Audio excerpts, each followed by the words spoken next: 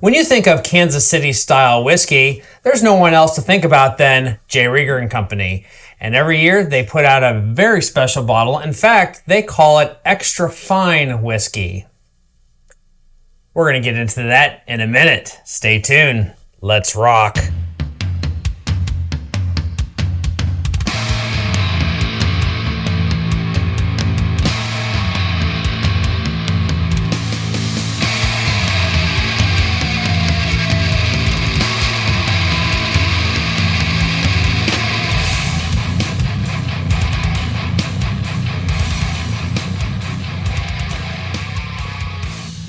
Hello, everyone, and welcome to the Savor the Burn podcast. My name is Jonathan. Across the barrels from me is Mr. W2. How do you do?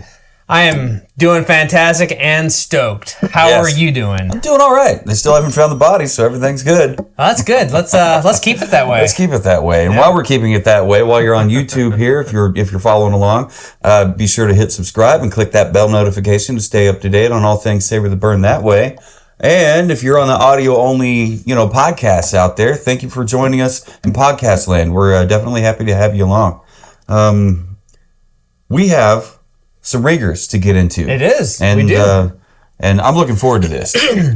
I am too. You said it's an annual release? This is their annual release. We've had a couple years past at the distillery. We have not purchased our own bottle yet, and it became available. They put it up for pre-order. I pre-ordered it. I just picked it up this last weekend, so we decided, you know what? Let's get into this as soon as possible so we can get it out to you, get it into us. Right. And without further ado, if you do the honors. Yeah, here we go. This is the 2025 Look at that. Monogram Extra Fine Kansas City Whiskey Solera Reserve. That's a beautiful bottle. That is a super, super dark bottle. And I have so much to read about this. Had a cool little neck tag on here with a QR code. This is incredible. This comes in at 100 proof. Nice. There is no age statement on there, but it's got some very special things with what all went into this. And I just the whole lead up that they did with this, I think Rieger did a great job between Ryan Mabey and Andy Rieger doing all their social shorts and videos, and they actually did a pre-order little mini site / page where they did a video. Ryan Mabey did a whole video that talked about this and talked about the process and very intensive blending that they did and tasting that they did, and getting feedback from others and all that. And so, and you're right. We did have pours of the 2024 and the 2023. You walk in through those doors and you go off to the left a little bit there, and back there is the bar, and you can go in there. You can have a cocktail or whatever. You can get neat pours, but you can also go up the stairs.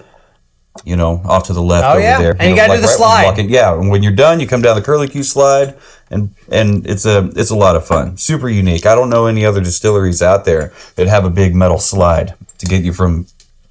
And if you're in the Kansas City area, that's the same type of slide that is also indicative of all the haunted houses that are down in the bottoms, down in the west bottoms. Rieger's is in the east bottoms. Right. However, they started off in the west bottoms. With the hotel? Well, no, there's the hotel on Main Street, but the original distillery was down across from where the stockyard is. Okay. And where the building that they are currently in, I'm blanking on the name of the bottling company, but it was the bottling company that did the original glass bottles for Rieger's back in the 20s. Pre-Prohibition. Very nice. Very nice. What do you say you crack the top open? Let's pour some up. And I got a lot to read.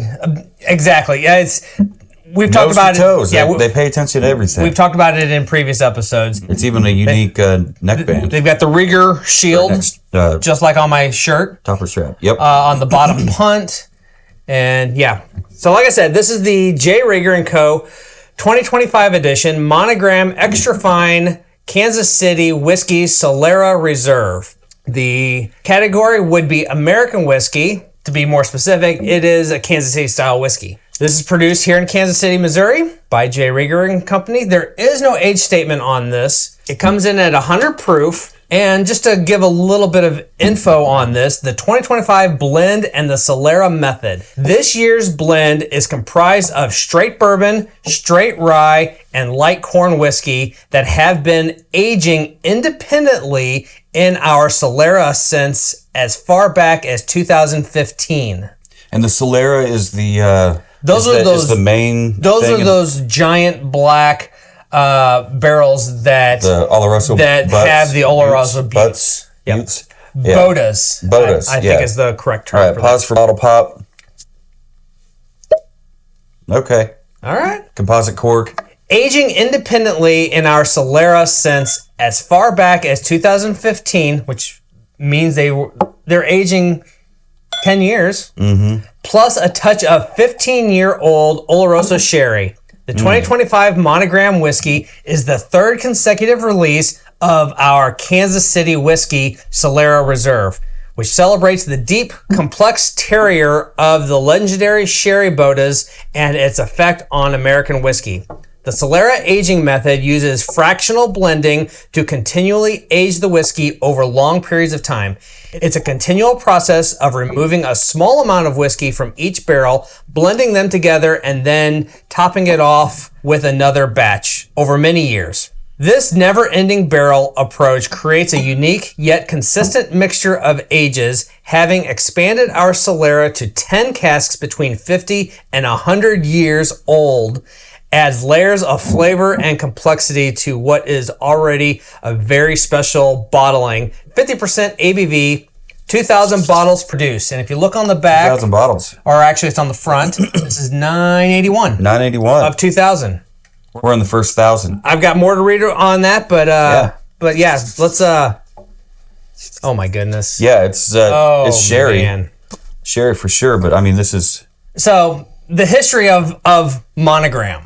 Yeah, what's that all about? So prior to Prohibition, we, meaning J. Rieger, like many other distilleries, used the Monogram moniker of our most prized whiskey offerings, similar to words like reserve today.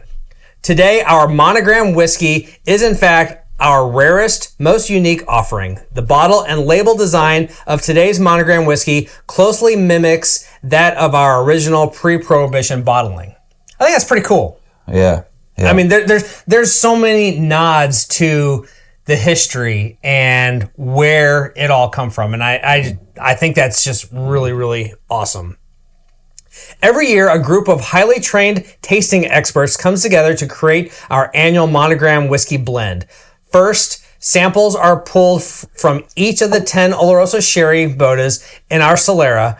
Our taste panel, consisting of bar 5-day trained industry experts alongside master distiller Nathan Perry and co-founder Ryan Mabey, taste each individual barrel separately to understand how that whiskey may contribute to the final blend. After tasting the individual barrels, the panel begins to create multiple blends using different percentages from each barrel, with some barrels not getting used at all that year. That's interesting. The panel goes through multiple rounds of tasting blends before the final blend is approved and packaged. So far, right off the bat, I mean, you pick up on the dark fruits from the sherry. Yep. It's got a nuttiness to it that's undeniable. I'm picking up on some of the rye and actually some of the corn. What did you say? You said something about corn in there? It's a blend of their straight bourbon, straight rye, and light corn whiskey. Oh, okay. Well, yeah. And I mean, which typically is their Kansas City whiskey. It's a blend of all three of those.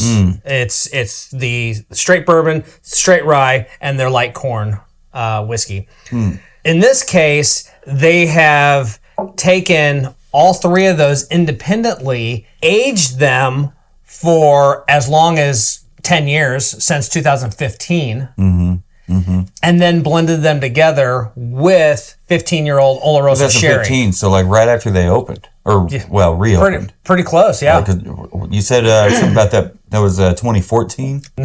Yeah, and so going back to the nose, like, and not to mention these were aging in barrels that were 50 to 100-year-old barrels. Yeah, and they're huge. We've seen them. They're back there and they're big. He likes them big, round, and juicy. Much bigger than these barrels. Juicy barrels.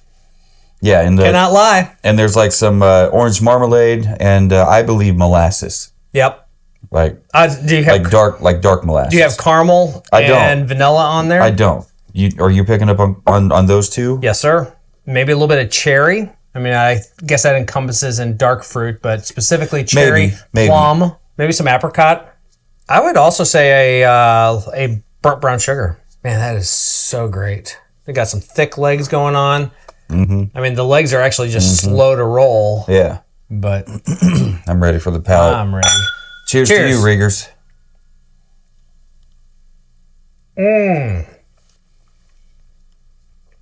You bring that up to your mouth and caramel, like ooey gooey caramel candy, just explodes. Wow.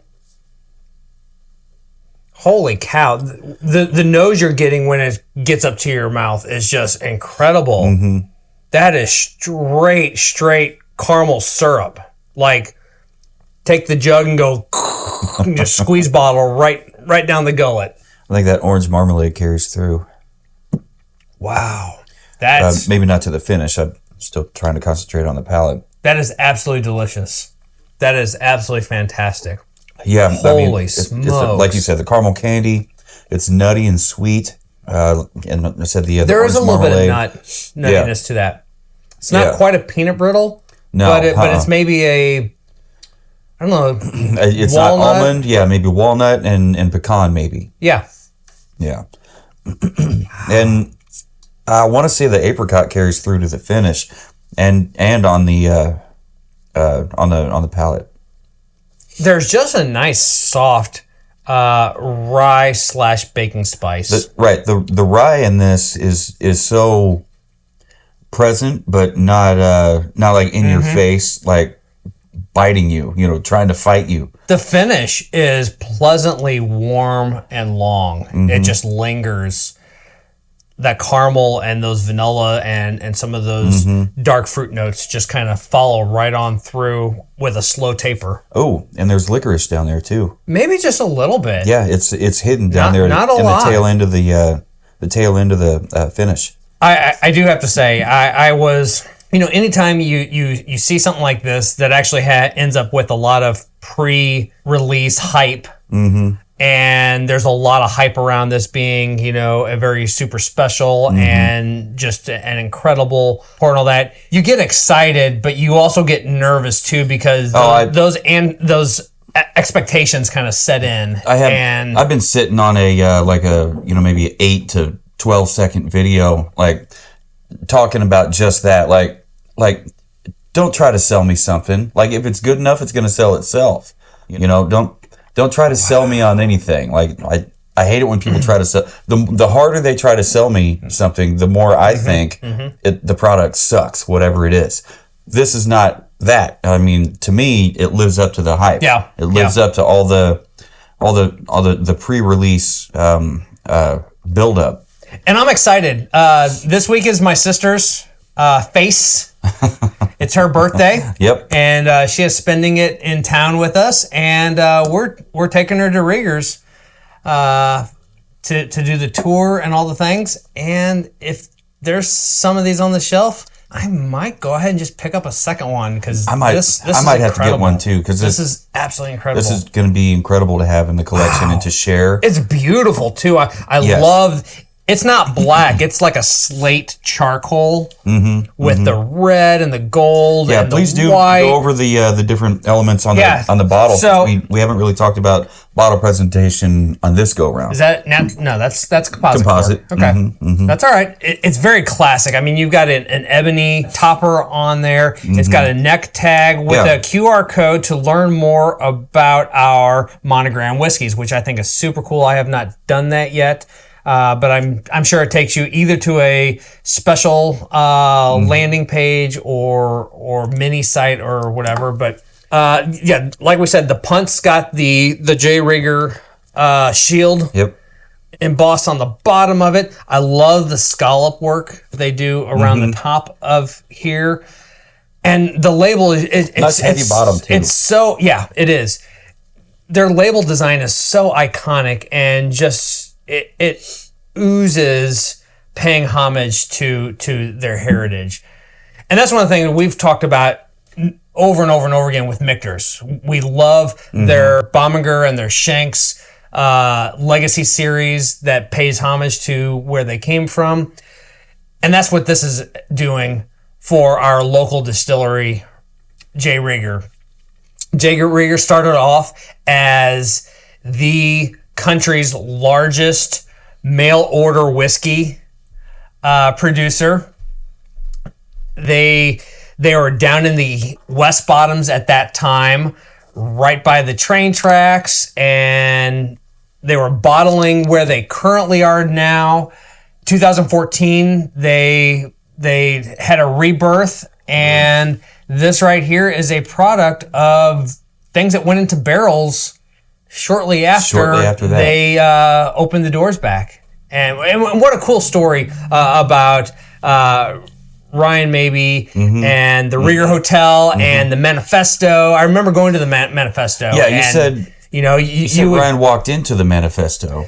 Yeah, that's what I've read and what I've heard is at some point Ryan Rieger walked in and sat down, and I think if I remember correctly, he walked in there just to basically say thank you for paying homage and keeping the family name alive. And apparently conversations went really well, and they started talking about what ifs. And here we are 10 years later, and we have not in hand the results of those what ifs. Not just a local distillery, but a world-renowned distillery that is the only distillery in existence that has the caliber of barrels, Oloroso sherry barrels that they have. Right. Those Botas. Botas, yeah. Botas. Yeah. Which I guess is if I got this right, that is the term that is used for those larger barrels that typically have your Oloroso sherry aged in. And the ones that they have are between 50 and 100 years old. That is wild. Wild. Absolutely wild. Like you have to keep fluid in them for them to stay that way, to have them keep their shape and hold fluid. That's so crazy. And they've got them, if you have not been to the distillery, they have them against the back wall. They are stacked pyramid style, and they rotate them down as they pull a little bit from, they talked about the never-ending barrel, that whole fractional blending process where they take a little bit out, they blend it with some other things, and then they put a new batch back into it. And so it is a barrel. It's Infinity Bota. It's an Infinity Bota. I mean, it's this collection of these giant barrels that it's a never-ending barrel because they're always adding back to it. It's going to change over time. Right. With this being an annual release, them only doing 2,000 bottles, I would say over 5 to 6 years, it's going to change some. But by doing that, you are instilling such a level of consistency from year to year. As good as this year is, next year is going to be probably as good, if not a little bit better. I'm gonna bring us up a little bit. Thank you. Bring us up here a little bit to roughly 3/4 ounce or so, 1 ounce, so we can add some water to it. And when I went down to the distillery this last week to pick up the level, sorry. To pick up the bottle, I saw this shirt and I had to have it. That's a great shirt. This shirt just screamed everything that I was looking for in a t-shirt. It says what I want it to. Yeah. With just a nice subtle nod. If you know, you know. Yep. It doesn't have to. If you don't, you need to. Yeah, exactly. But Henry got to go with me down there. Oh yeah, and I probably ran up and down that slide so many times. So I told him that there was an inside slide, which he got excited about. But I told him, I said, "This is not a playground. Right. We can do this one time." He did it 3 times before we left. but it was cool. After he did it once, he was perfectly confident and comfortable running up the stairs by himself. So I just stayed down there and waited for him to come down the slide and got video of him, which I'm going to put on here. Yeah. Because why not? Right. But he just thought that was the coolest thing, an indoor slide. And it was raining that day. It was like, we pulled in the parking lot and it was pouring. So we sat in the truck for a while and waited for it to calm down a little bit. Riding the storm out. But yeah. A little art Speedwagon for you. Good time. Yeah. Let's try the water. Mm-hmm. Pass the water. The water dropper. We like to try it with a couple of drops of water in there just to see what it does. Sometimes sometimes it helps. Sometimes it doesn't help. I think this is going to help. 3. It may have been 4. But I was trying expose for 3. Those. What was it? Those dark fruits, those wine fruits. Because I started to realize that some of the dark fruits that I was smelling was like dried fruits, like raisins.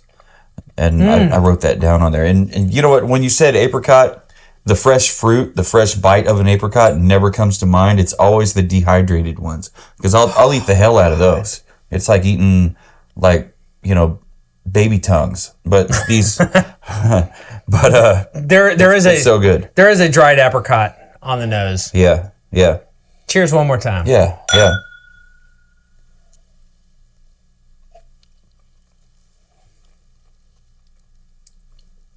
Before it didn't drink like 100 proof. Adding 3 drops of water in like roughly 1 ounce. You think it does? It does not drink like 100 proof. I mean, it feels like it just dropped to 90, smooth. 92, something like that. It is really, really smooth. This is amazing. This is absolutely amazing. This is like drinking a strong wine. After adding like three drops of water. Come on, guys. I'm keeping my scores where they're at, but I'm really thinking I should bring my scores up a hair. I've been thinking about this. Like, I added my scores up. We do how we rate these things. We do 4 categories: nose, palate, finish, bottle presentation.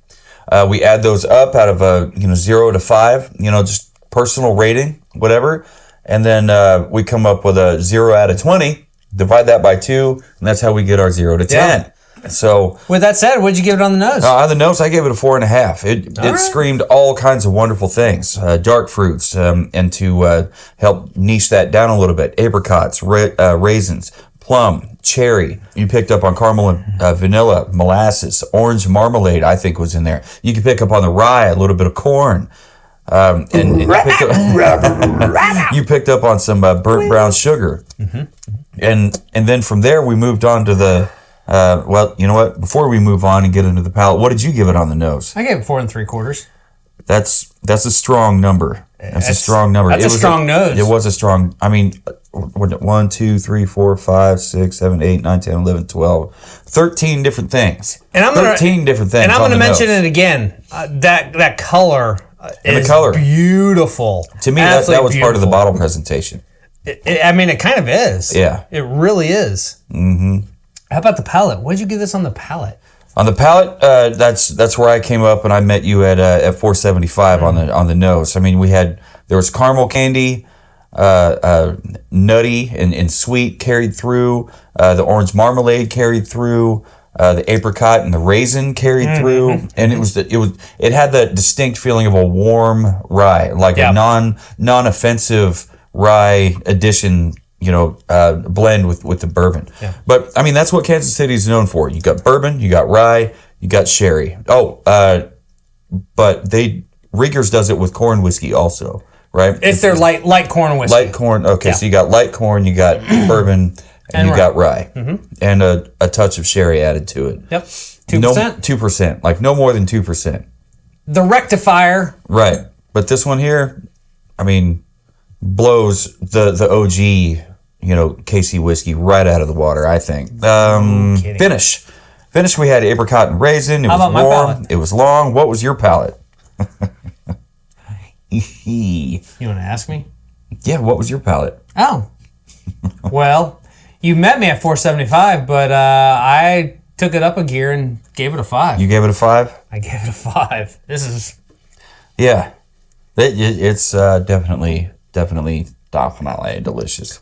One of the things that I love about a Kansas City whiskey, an American whiskey, is, and especially something like this, where they are blending across their portfolio, essentially. They are blending their straight rye. They're blending their straight bourbon. They're blending their light corn whiskey, and then adding the Oloroso, which in this case, they added 15-year Oloroso sherry.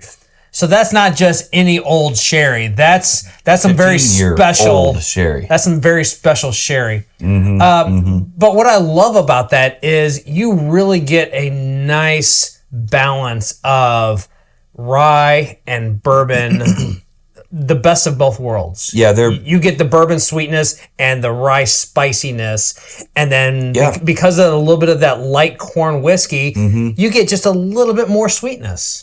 Yeah. Their master blenders are masters. This is a master class on blending, on the blendation. Yeah. The blendation. Anyway, finish. Apricot and raisin. It was warm. It was long. It wasn't so proofed up, to where it's like the Kansas City Strangle, No, it was. I mean, there was plum and it was a nice, pleasant. A light touch of licorice on the end. Just a low fade too. I mean, it was nice and long and lingering. And now after having it set on the palate for a long time, really you're still picking up on what you picked up on the nose with the dark fruits and the raisiny kind of apricot, sherry deliciousness. It's just phenomenal. Yes, sir. Phenomenal. That's why I gave it a 4.5. Very nice. Yep. Where were you? I kept mine at 5. Kept it at 5? Yeah. Bottle presentation. We talked a little bit about bottle presentation, what we liked. Found nothing that we don't like. Yeah. There's not a bag or a box. I mean, technically, they did put it in a bag. So, for whatever that's worth. But in all seriousness, there's so many details with this. I love everything about this bottle, and I love all the classic nods that they give to their heritage. I gave it 4 3/4. 4 3/4? Let's see, where am I at here? 4.5. Very nice. Yeah, so you got yourself a mighty fine score coming up. What was your total score? 9 3/4. That is a beautiful score. Mine was 9 1/8, 9.125. You can't be mad at that. Nope. Yeah, I came up a little bit while we were talking about it on the bottle presentation because it just, why not come up? So I came up a 1/4 point. But it's incredible.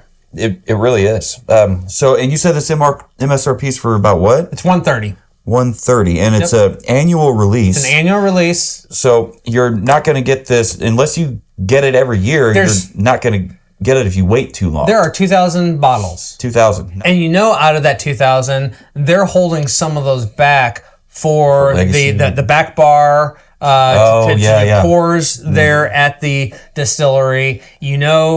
Andy and Ryan and staff have a crack at that. It says that they did 2,000 bottles, so. Yeah. And I was pretty excited that the pre-order bottle that I got was $9.81. Yep. That's like right in the middle of the pack. Yeah. Yep. Can't be mad at that. You're in the first 1,000. Mm-hmm. So if you're not in the market for a $130 bottle of Kansas City whiskey, you can always stop by the distillery, go into the bar, and get yourself a pour. It won't be a $4 pour of Jim Beam White Label. But here it is. But it will be a pour, something fantastic, and you're going to have yourself an experience, and hopefully you'll share it with your fellow whiskey enthusiast friends. But on the other side of this too is you can pick up their straight bourbon for I think that's like a $22, $25 bottle. It's not bad at all. I mean, the prices are reasonable for all the history and all the all the everything that they put into this company and into their whiskeys. I mean, it's affordable. It's not bottom shelf whiskey by any stretch, but it's not like trying to find a Michter's 10-year. Anything. Right. It can be daunting to try to find, but they're out there and they're at the distillery. So if you want to check it out, I encourage you to do just that. Do you have any final thoughts on this?